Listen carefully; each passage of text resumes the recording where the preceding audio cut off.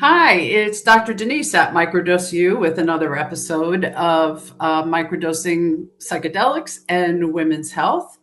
And today I have a few questions. Thank you so much again for sending in the questions. As I always say, this really helps us target specifically what what you're living with, day to day.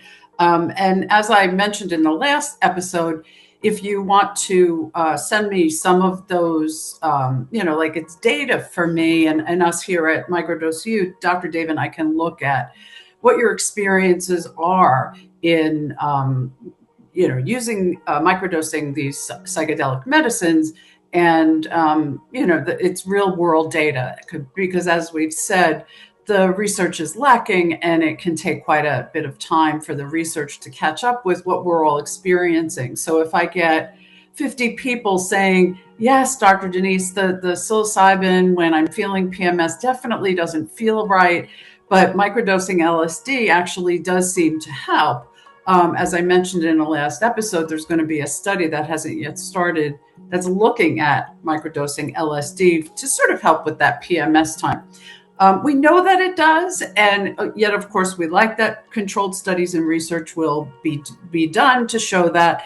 And yet, we have just hundreds of years of information from people, and so that's why we ask you to send in that information. You can do it anonymously. It just helps for us to hear, and then again, to really address and target what's going to be useful for you, both in the wellness episodes as well as Dr. Dave's episodes. So there's two specific areas that I wanted to talk about. I actually got two questions that kind of lead me into this. So Maya K, I believe I'm saying that correctly. Maya, first initial, I believe, of her last name is K. So she writes, thank you for addressing some of the unique aspects of women's health and microdosing psychedelic medicines. You're welcome, Maya. I'm really appreciative that you said that. You're welcome. My question is about being on antidepressants.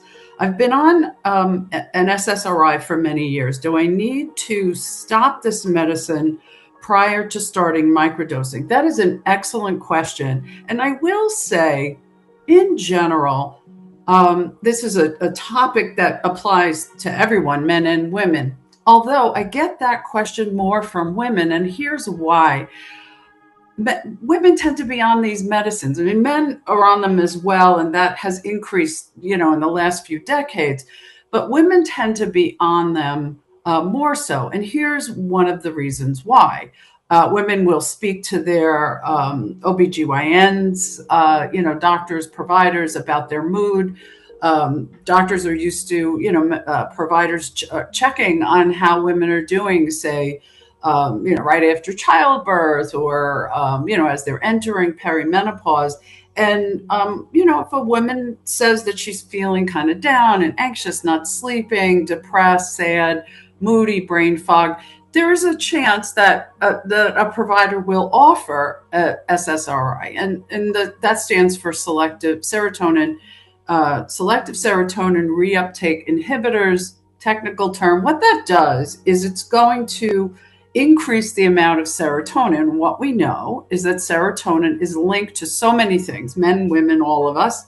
It is linked to mood. It can be affect our sleep. It can affect our physical health and wellness and how we feel.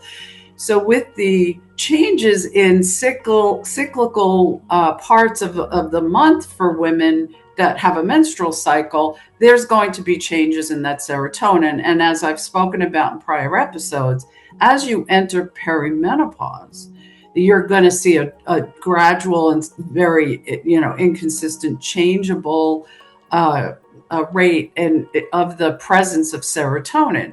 So this is why we talk about this specifically with women. So back to Maya's question, being on antidepressants for many years, I don't know what particular SSRI, but we're talking about things like Prozac, Lexapro, which can be very helpful in dealing with some depression and anxiety. So I don't know what many years is, but I'm going to assume, 5-10 years, something of that nature. And what we do know about SSRIs, being on them for longer periods of time, is that there is some trend toward a decreased sensitivity to the serotonin that you do have, because the medicine is changing the serotonin. The body starts to sort of have a decreased sensitivity to the serotonin that's being medicated to be more present. So, one of the things that happens when people start to add these psychedelic medicines, psilocybin, LSD, or the two we're talking about here, is that it's going to increase the serotonin more naturally than some of the SSRIs. And that's more of a rewired permanent fix, as opposed to if you stop the medicines, it'll go right back. It's also the psychedelic microdosing is going to increase the size of the receptors. So what happens over time is that the receptors will kind of shrink. So when you start taking psilocybin and LSD, these receptors kind of, there's an anti-inflammatory effect. They actually will increase. So now you have more serotonin. That's going to help your mood. And you have an increased receptor, so you're going to be more sensitive to the serotonin that is there. So there's, really a double sort of effect there. So my question: should I stop? Do I need to stop my SSRI, because now you're going to get an increase in serotonin from not only the psychedelics, but as well as the medicine that you've been taking? So here's the general answer to that: no. This is actually a misunderstanding that you'll read. If you kind of research, you'll see, don't make sure you stop all these medicines before you start microdosing psychedelics. That's actually generally not true. And it's actually not so great to just stop these medicines. If you want to, over the course of time, under your doctor's guidance, wean off them. It's very important not to just stop. That's actually going to cause a very big problem. So over time, if somebody wants to get off the SSRI, there's a weaning protocol, and we can help people with that as well. So what we generally say and what we recommend is start the microdosing while you're still taking your SSRI, because what's going to happen is that there's going to be the shifting process. Now, it is true that sometimes if you're on an SSRI, you might need a slightly higher dose because of, this sort of decreased sensitivity. So some people find, and men as well, find that when they're taking an SSRI and they start microdosing, after a period of time and they start to wean, this is generally what we see. They consistently microdose, and then that people want to get off the SSRI. So they sort of gradually wean the SSRI. And as they're doing that, they can also lower their dose of the psilocybin. We're talking specifically about microdosing psychedelics. Psilocybin specifically, they lower the dose of the psilocybin. That's going to be a little different with LSD because it's very, very tiny doses. So I'm talking more specifically over the time using the microdosing of the psilocybin. So that's going to be a little bit different if you're also or instead microdosing LSD. So we're just talking about that with the psilocybin. So what I would say, Maya, is that, just to, summarize, that you do not, and it is not a good idea to stop dosing your SSRI medicine as you begin to microdose your psilocybin, and that over time you can wean and eventually get off the SSRI. And like I said, there's a really good chance that you'll need a lower dose of the psilocybin at that particular point. I do want to remind people a couple of things. I know I say these a lot, but it's so important. These psychedelic medicines are going to be very unique for each one of us. So when I say, kind of this might be the answer or the trend, or you're getting some direction. It is not meant to be medical advice. I always suggest people discuss with their providers what's going on, and I should say, contact me, and we can work really specifically with you, because as I say, it's a puzzle and we're trying to fit these pieces together. And it's not a set in stone puzzle. It's changing all the time, and particularly women, men as well. But the reason we're doing these women's wellness topics now is because there are some unique factors that happen for women, and so these puzzle pieces we talk about are unique, and they're constantly shifting and changing. It's like that for men too, and yet with women there are some differences. So we like to really look at some of that. So not medical advice, but we have some trends, and then your experience is going to be the highest of at the in terms of what's going to determine how you're going to go about healing, how you're going to go about, say, addressing symptoms of PMS symptoms or perimenopause, menopause symptoms. Your experience is going to tell you what works. And so, yes, it's a little bit of trial and error. And yet, because these medicines will adjust to you and you'll adjust, it's a very dynamic process, which is why we work with so many people one-on-one in our coaching. Or people will, you always hear us talk about the Patreon and going on the WhatsApp.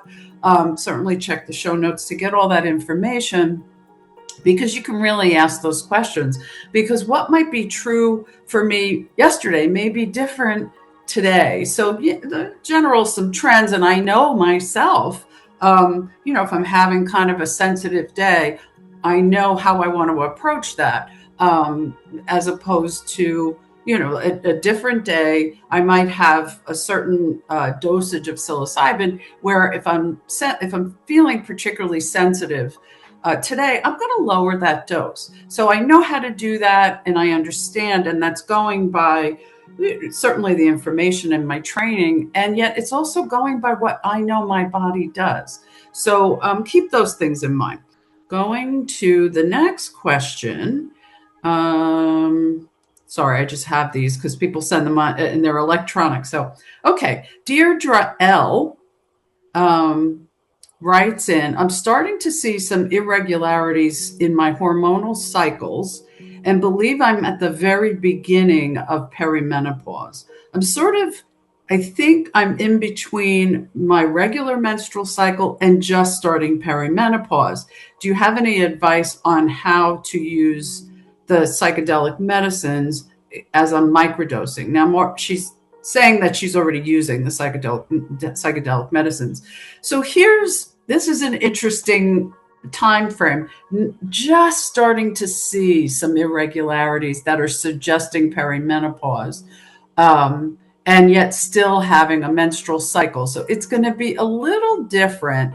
As you've seen me say in prior episodes, if you're in that perimenopause time, you're going to want to have a more consistent dosing schedule, and it's not going to follow that cyclical, timed with the monthly cycle. So this is because as the estrogen drops, the body's now looking for this kind of regular dosing, regular substitute for those fluctuations and those drops in estrogen. So very different than when you're actually fully in a menstrual cycle. So Deirdre, to answer your question, this beginning of perimenopause probably won't last too long, but here's the general advice for that particular time when you're just noticing and it's just sort of starting, but you're still having regular, pretty much menstrual cycles. So what I would do is, and again, your experience is going to really make the ultimate decision, but what I would suggest people do if they're kind of in that very beginning is to really base it on how you feel. You might want to keep track of this. You might want to journal, keep track of the actual menstrual cycle, document the changes that are leading you, Deirdre, to feel like you're starting perimenopause. You have an off day, your cycle is a little off, you have some brain fog, and it's not during that PMS time.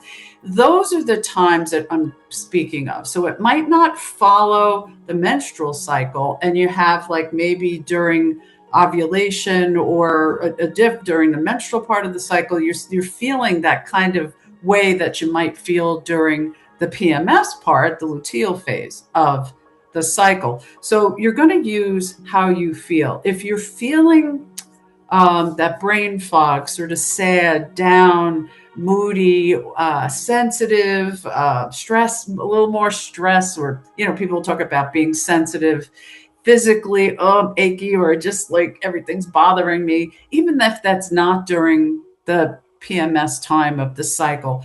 That is very important to pay attention to in this brief kind of in between this time, Deirdre. And this is why. So if you're feeling that way, regardless of what part of the cycle, those are probably good days. And it's probably just a couple of days. Those are probably good days for you to lower your dose of psilocybin or skip a few days and see how you feel. So it requires, we always say it's good to keep track of everything, really, take notes on this, but particularly when you're in this, as I was saying earlier, the puzzle pieces, and they're very changeable day to day. You really want to keep track of that. So when you're feeling that kind of PMS, brain fog, sensitivity, and it's not during the PMS part of the cycle, that's the beginning of that perimenopause.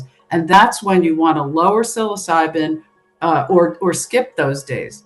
Now, not to confuse you further, but if you happen to also be using LSD to microdose, those are good days to take a small microdose of the LSD. So not to complicate it, I know that it's like a lot of pieces, and most people, would really want to work with us directly so that we can really explain and work with you and coach you on how to time doses of psilocybin and also time doses of LSD, particularly with all of these changing, movable parts of the puzzle.